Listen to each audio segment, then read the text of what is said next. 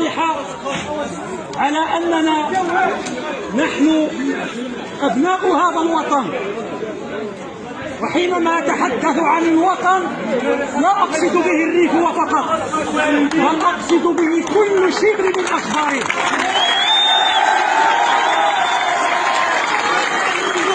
نحن مهما اختلفنا ومهما كانت لنا من آراء وأفكار، ولكنها كلها تصب في مصلحة الوطن أولا وأخيرا. لا شيء يعلو فوق مصلحة الوطن. وجودي معكم اليوم حقيقة وأنا لست من الذين يبخسون الناس أشياءهم، كلمة لا بد أن أقولها للتاريخ: ما كنت لأكون اليوم معكم، ما كنت لأكون اليوم معكم لولا أولا فضل الله تعالى والمجهود. حقيقة أقولها وأجهر بها مصداقا لقول الله تعالى: ولا تبخسوا الناس أشياءهم. الله أكبر.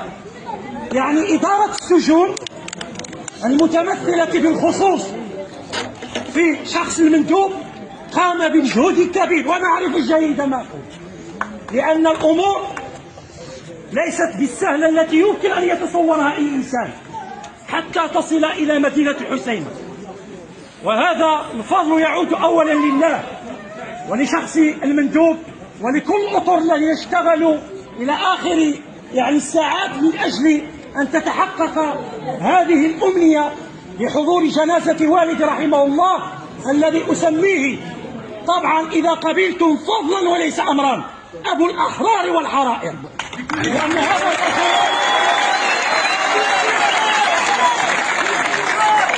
هذا الرجل نذر حياته في سبيل الوطن. وحينما أقول الوطن أقصد به صحراؤه وجنوبه، شرقه، شماله وغربه.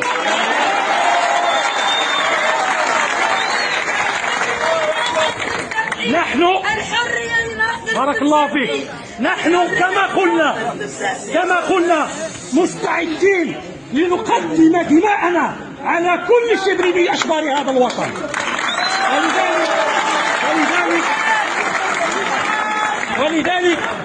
ولذلك أيها الإخوان، من الصعب جدا أن يتحقق هدف قبول التعزية من الجميع، ولكن حتى كما قال النبي صلى الله عليه وسلم: إكرام الميت دفنه.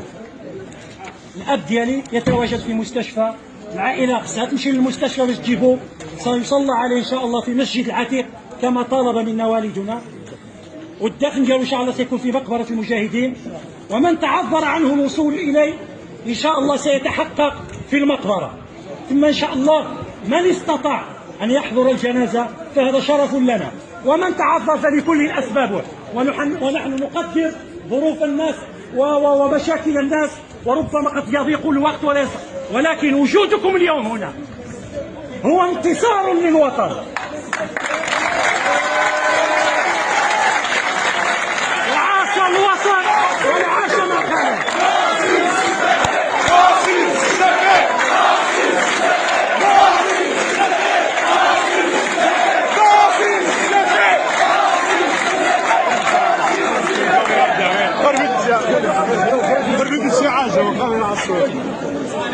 تربية الشعب